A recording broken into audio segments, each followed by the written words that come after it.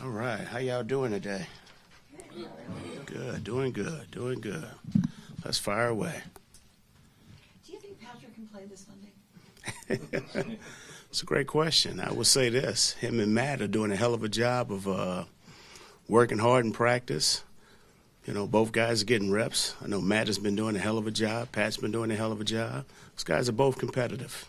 What are the traits in Matt that give you confidence to say, okay, he can handle this? Matt's been around for a long time. Matt's been there. He's done that. He's played from a starter perspective, and he's played from a backup perspective. The kid is very sharp. Once upon a time, we were together at UCLA many moons ago, but he ended up transferring. I don't know why, but Matt is very sharp. He has a way of commanding the offense, and I know he's excited about just the opportunity that's just been presented to him.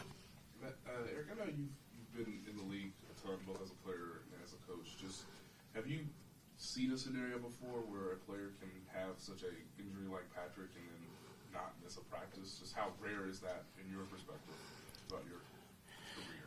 Well, you got to understand, you got kids that are just super competitive, and they're going to do whatever they can to find a way to get back on the field. And to be honest with you, I'm still trying to figure out exactly what happened when it did happen. But I will say this, Pat's doing a hell of a job of taking care of business and, in the classroom and doing whatever he needs to do with our training staff. But also, too, Matt's doing a heck of a job of mentally preparing himself and getting himself ready. And, hey, it's Green Bay Packer week. Does any of this feel similar to, like, training camp or OTAs? The idea that Matt really didn't have any reps with the first team and you're sort of trying to build off what he showed on tape Thursday? You know what? I will say this. Our coaches do a heck of a job of coaching the next man to be ready. We got a hell of a coaching staff. We take a tremendous amount of pride in teaching our guys and preparing them to be ready for any defining moment that shows up. And so when those moments show up, hey, you know what? Unfortunate injuries do take place. Next man up. So from a play calling standpoint, if Matt is a starter, do the plays change at all? I think we do what we do. Offensively, we're going to run the ball. We're going to throw it around a little bit, and we're going to go out and play as hard and as fast as we can. And obviously, you always want to do what your players are capable of doing. Right. But at the end of the day, that's why we have a coaching staff. It's our job to teach them mentally and physically, get our guys prepared to be at their best. Looks like Sammy is tracking to potentially return this week. What kind of boost would that be given, the circumstances of everything that you guys are dealing with right now? You know what? He's been out there getting a few reps, and I'm sure a coach will figure that out when it's time to figure it out. But all those guys are working hard. We're excited. Anytime you can get anybody back, it's always a boost. But like I said, we're always prepared to go out and play, regardless of who's out there. And at the end of the day, and I'll say this and I'll keep saying this, we want to find a way to drag our ass across the finish line together for 60 consecutive minutes. That's what it's all about. What did you like most about what Matt did last Thursday? You know what? He came in, he stepped in, wasn't anything too big. He played hard. He made good decisions. He'd like to tell you that he probably could have been better in certain situations. But the thing that I like, he just continued to hammer away.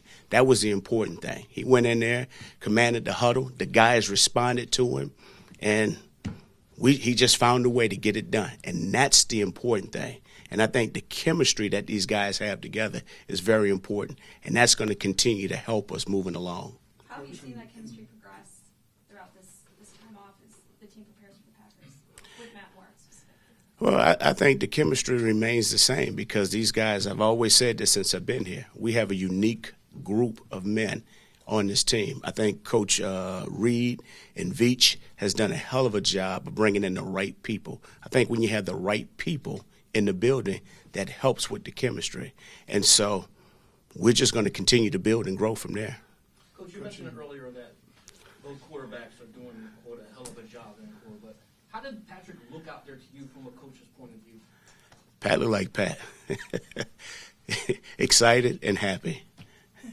Coach, and thank you. And I think the quote was dragging your ass across the finish line. Yes, sir. It kind of gives a connotation of like just barely getting there. But you also said we're going to do what we do. Yes, sir. offensively. And a lot of times when you're doing what you do, it's a big win, right? You got a big offense against you. Mm-hmm. Do you have to kind of guard in the sense that you're not at full power? And I know you haven't been at full power all year, but trying to go out and do too much. I mean, that mindset of we got to outscore Aaron Rodgers and the Packers, and while dragging yourself as well. I mean, is there kind of sounds like there's like two messages there. Not necessarily. It's not two messages, because here's the thing.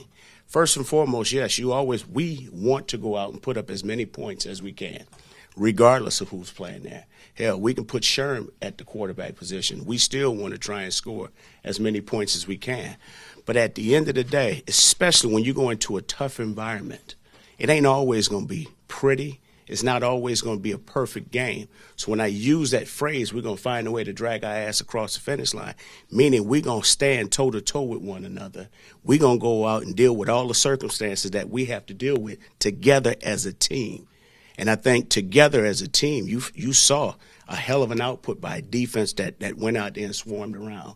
Special teams-wise, that picked it up and played outstanding. And then on top of that, we found a way to get it done regardless of the adverse situation that we were faced with.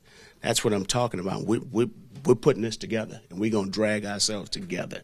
That's what it's about. The two A couple more. 91-55, they seem like, top 10 in sacks could easily wreck games. How do you prevent that? And based on what you've sort of seen. They're two hell of a football players. We just got to line up and do what we do best, and that's to protect the quarterback. Obviously, our tackles got a hell of a challenge, but we need to make sure that we're putting bodies on them and making sure that we got certain guys introducing themselves to them.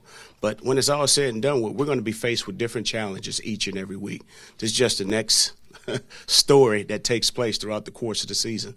With bringing up Kyle Shermer to the active roster, what have you learned about him that says that he's ready to go in there if you need him? You know what, Kyle's resume speaks for himself.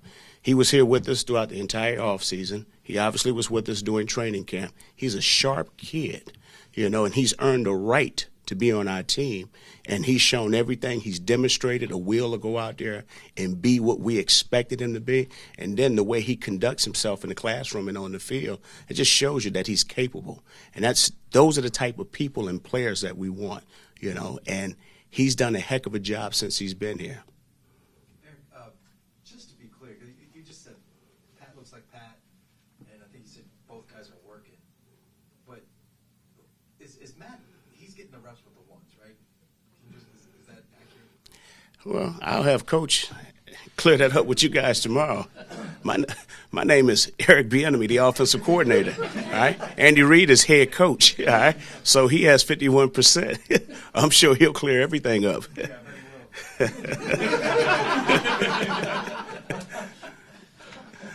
Anyone else? Thanks, guys. Thank you. Appreciate y'all.